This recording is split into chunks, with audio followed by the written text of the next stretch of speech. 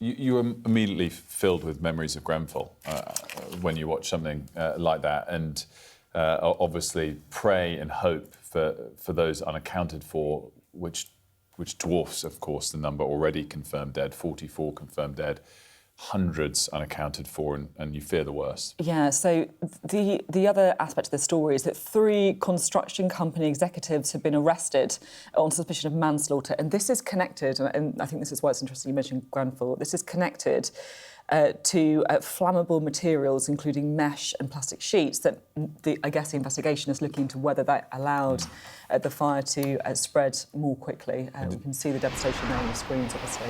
It's obviously fast-moving to arrest 3 construction company executives, and something we want to get into Helen-Ann with a bit later. There's a live shot for you. Clearly, the worst of the fire has been put out, but as we said already, there are hundreds still unaccounted for. We're going to speak to Helen-Ann a little bit later. No, we are. She is. We have got the connection. Helen-Ann, thanks so much for joining us on this. We were just reflecting. I mean, I think the first point is, of course, the horror, the scale of the tragedy, and the prayers that go out, whether with much hope for those unaccounted for. Yeah, that's right. And it is really sobering being here. Just the scale of it. The atmosphere is thick with smoke. Literally and metaphorically, it sort of catches in your throat. You can really smell it and really feel it in the back of your throat. But it is emotional as well. There are dozens and dozens of people from the community who have come out just to stare at it, and you frankly can't help but just stare at it. It is still well over 24 hours after this blaze first took hold. It is still going.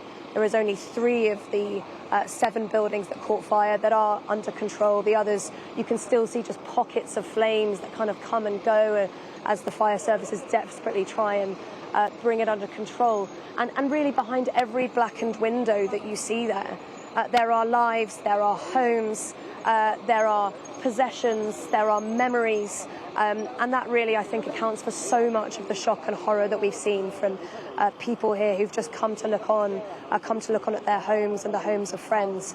And as you say, still just such a high number that are unaccounted for. And when you look at it, it really is sadly quite hard to imagine how many more people would be recovered alive from that building. And look, the scale is huge. This is a block of 8 tower blocks. 7 of them caught fire. There are 2,000 units across this complex, so 2,000 homes we are talking about, the vast majority of which seem to have been completely destroyed. In excess of 4,500 people who lived here, who had their lives here. And of course, there will be a time and a moment for questions. How on earth could this have happened? How could it have spread so quickly? And that's one of the things that people here have really said to us. The speed of it was really quite remarkable, they said. 3 people have been arrested, 3 people from a construction company who were in charge of doing renovations that were currently being undertaken on this building. And look, we don't know how this fire started, but there has been a lot of speculation and comment from the fire services and from the local authorities that a few things contributed to its spread. Firstly, the green netting that you can see on the side of the building, that contributed to the spread. The fact that there was bamboo scaffolding on the building, that is not particularly unusual here in Hong Kong. It's actually quite historic, part of the culture and the history, but authorities had been starting to try and phase it out. Apparently that was part of the reasons why it spread so quickly from building to building, because we're saying it really started on the ground floor and spread all the way across. There's also suggestions that the construction company might have put polystyrene against some of the windows that they were working on.